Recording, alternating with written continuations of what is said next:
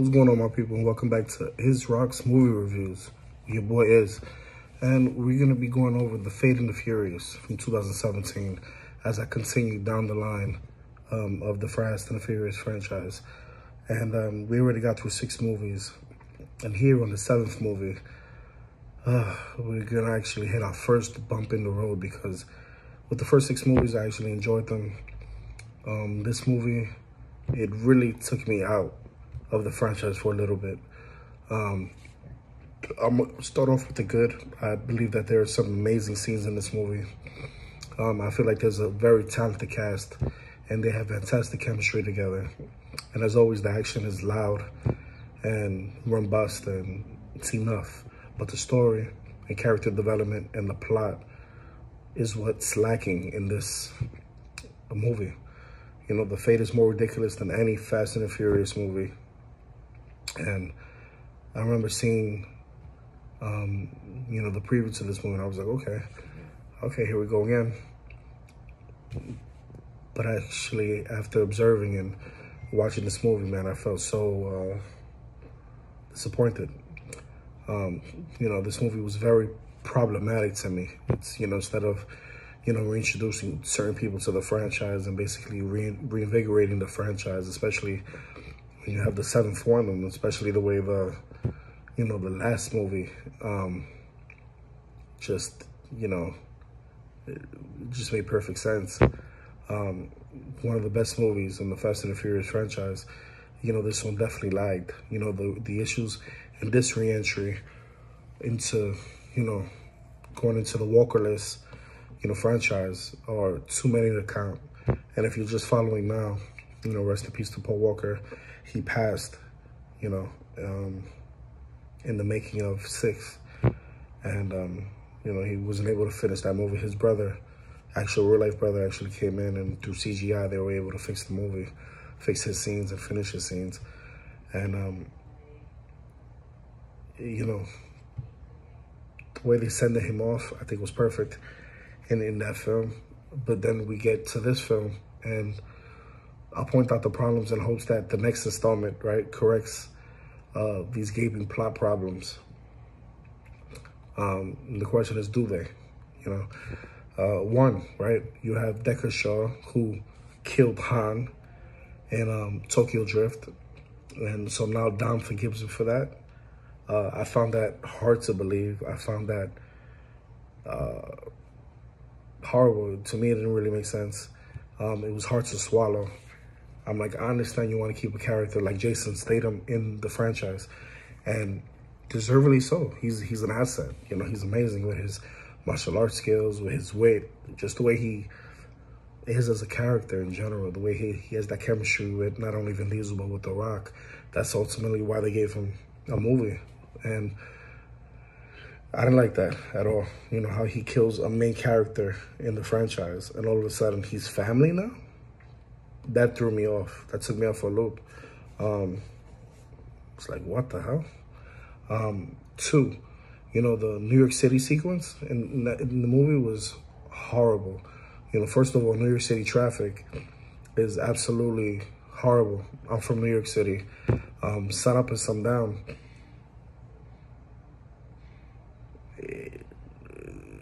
It's horrible. You know, coming to work at midnight, you know, there's construction on the road and this and that. So to be driving seamlessly is a lie, you know. So, you know, they had to get that. They had to, you got to have some kind of realism in this franchise. And unfortunately, that ticked me off as well, especially being from New York. You know, those bird-eye views of semi-empty streets and pure fantasy did not make sense. New York City is never empty, no matter what time it is in the day. The draw of shooting in New York City, to me, is what imaginary scenes kind of fill you up with, especially as a producer, director. You know, you want the director, the writer, the crew to establish certain choreographed chase sequences in a metropolis setting, right? Manhattan, Brooklyn, maybe, even Queens. That makes sense, you know? where it's bumper to bumper car, foot traffic all the time. You know, just like that scene in Tokyo Drift, where he makes that wide turn and it looks like it's 42nd Street. And you see so many people there. He doesn't hit not one. But just that traffic alone, that's New York City. I can't believe they didn't do that here. The production, saying that they're filming in New York, to me proved that they really didn't need to film here at all, because the sequence was, it was unimaginative. And I did not enjoy that one bit. You know, I usually nitpick on movies, but that was a huge, can't even call it a nitpick. That really not only pissed me off, but I know it pissed off a lot of the true fans out there. Number 3, man, following up the New York City sequence is the absolute, it's an absolute absurdity that a hacker can remotely control hundreds of cars simultaneously. I understand we in, you know, advanced times, you know, full of tech, but come on, bro. You know what I mean?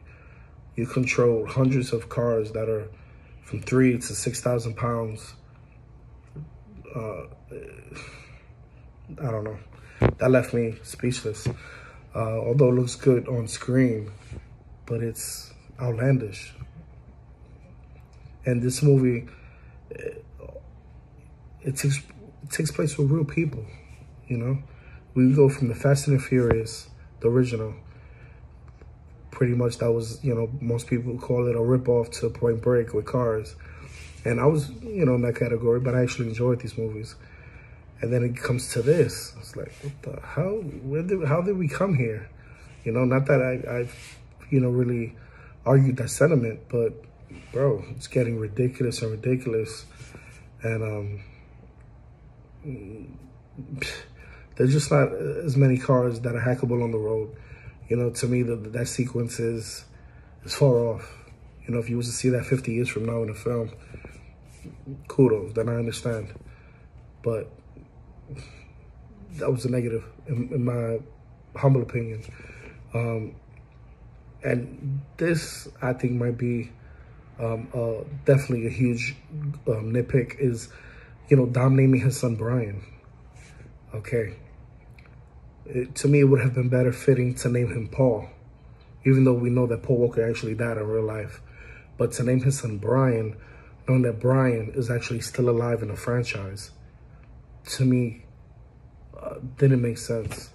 I understand that Brian went off his way with Mia, they had children, this and that, and you go ahead now and have your son, that's not Letty's, and you name him what you name him. But Brian is still alive in the universe, so to me, that didn't make too much sense. The characters even mentioned contacting Brian and Mia in the beginning of this film.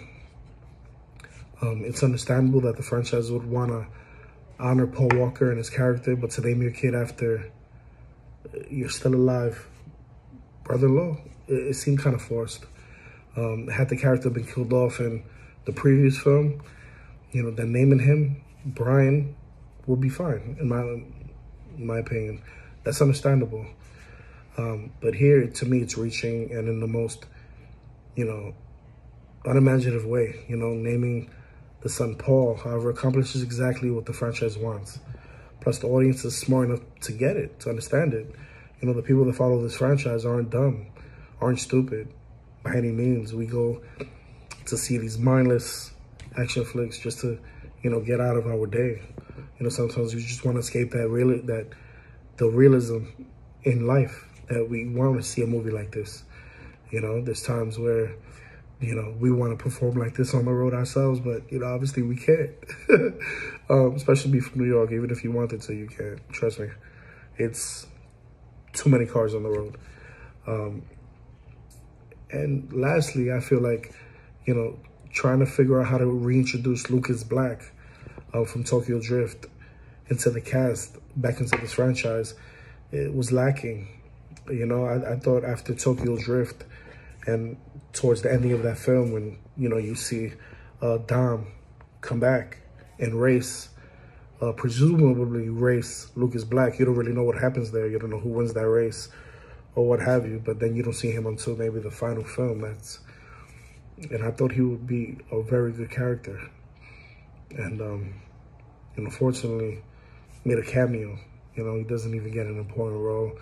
He doesn't get nothing to do. I was really upset with that because I actually liked him as a character. And Lucas Black is a very, very fine actor. And I was just shocked that they didn't give him much more to do. But, this movie in 2017 really, pissed me off, You had this revving up the series again, screenplay by Chris Morgan. I was looking forward to. He usually cooks up, this delicious gumbo and he serves it to the screen and you eat it. And this one, he mixed it with some hyper-action scenes, with espionage kills, a gritty jail escape, and even some, proper, British gangster business, right? And slightly turning down the action, the volume, and Morgan as well at setting up the next films with Letty Toretto, their relationship being more prominent, and Deckard, solidly joining, the franchise, and Charlize Theron being the first woman baddie in the series. I thought it was excellent, but I was disappointed, not with her, but with her character. I felt like they didn't give her enough to do. They basically gave her all this kind of tech bullshit, and he gave her a little bit of substance. He gave her some, smart things to say, smart things to, she looks very intelligent in the role. She gives her usually, wonderfully, iced out performance as Cypher, very unsettling, and she gives her character a good explosive performance, compared to that of Vin Diesel, Dwayne Johnson, and even Statham, who all discover the fate of the Furious, which is the fate of the crew. But, she sparkled a little bit, but I wasn't entertained like I usually am. But, I really respect how diverse the cast was and how, diverse this franchise has always been. That's one of the pluses. And, when Dominic Toretto went rogue, I was like, this could have been a really well-done sequel. But, I'll be lying if I say I had fun with it, How can Brian and Mia retire? And then when actually they meet them, it's only Mia that comes, not Brian, the former cop, the former badass, the one that could actually race a car. He's watching the kids. You know what I mean? So, this movie definitely I gave it a 7 out of 10. I didn't want to disappoint myself and give it a lower grade than that because the movie wasn't as bad as mentioned, but 7 out of 10. I think you should go watch it just if you definitely, went along the ride. It's a movie to watch. It's right there. I don't think it's rewatchable in my opinion, but go check it out. 7 out of 10. If you like this review, hit that like button, hit that notification bell. And if you want more content from me, all you got to do is subscribe. Look forward to seeing you on the next one. Peace.